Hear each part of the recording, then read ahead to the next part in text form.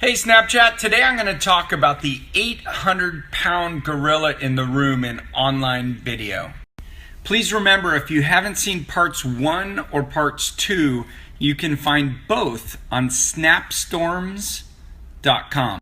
In part 1, I talked about the people who are going to compete for consumer attention: MSOs and telcos, hardware providers, social, and SVODs. For the next 5 years, you're going to see a major battle for share of mind in the consumer household. In day 2, I talked about the new multi-platform networks, the people who are going to dominate the world of the next generation of content.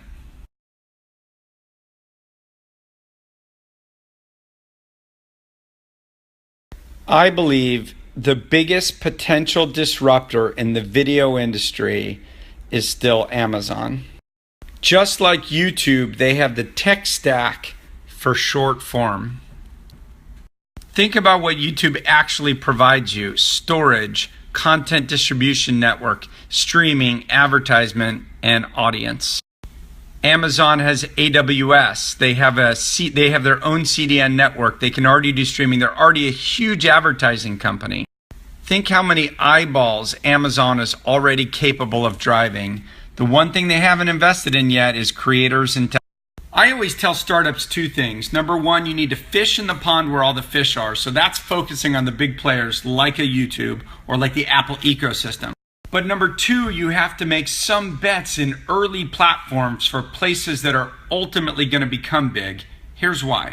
The startup companies that dominate in platforms as they emerge, like iOS, the dominant mobile player, Instagram, they were early in iOS.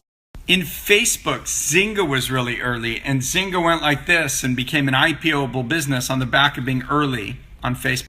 In the YouTube ecosystem, it was Maker Studios. They were an early mover in capturing large amount of creators and ultimately audience. So I don't know, if it were me, I'd probably be building really close relationships for Amazon for when they decide to take video even more seriously. And it's not just short form. I believe Amazon has the ability out of the box to compete with Netflix. Amazon not only has SVOD services and capabilities, they already do a tremendous amount of TVOD called transaction video on demand. Amazon already has your credit card, so they can do one-click purchasing. They can already personalize stuff for you. They have collaborative filtering to recommend stuff to you.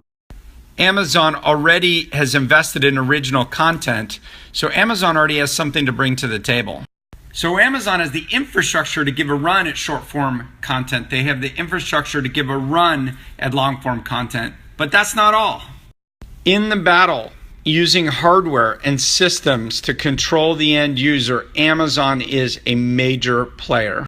They have the Amazon Fire as a set-top box. They have the Amazon Echo as one of the most important voice-activated platforms. But here's the thing. Yesterday, I talked about diversified revenue streams and the ability to have both ads, subscriptions, and products. If you have the ability to sell products, you have the ability to take a lower margin on your media business. And we already know Amazon's a low margin. And without trying that hard, I can just show you, think about the brands that Amazon really has to bring to the table. Think about what they already do with products. They can drive down price of products, sell you Amazon Prime, and make up the margin by bundling everything. Think Disney can do that? And if you look at Amazon's performance over the last 2 years, Amazon's gone from 2% of download streaming to 4.3%. And in case I went too fast, look at Amazon versus iTunes, Hulu, and Facebook.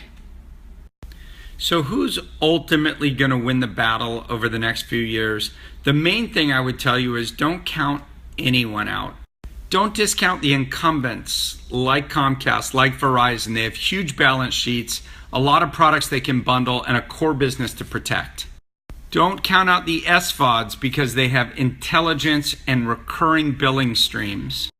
If I were a betting man, I would say the SVODs probably end up getting acquired.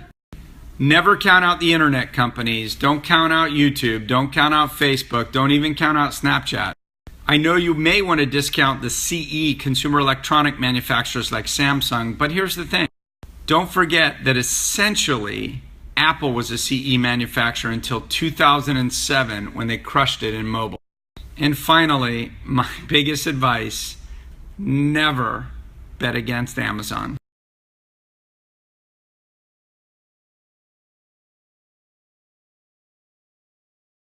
I'll just do that a little closer if you missed it.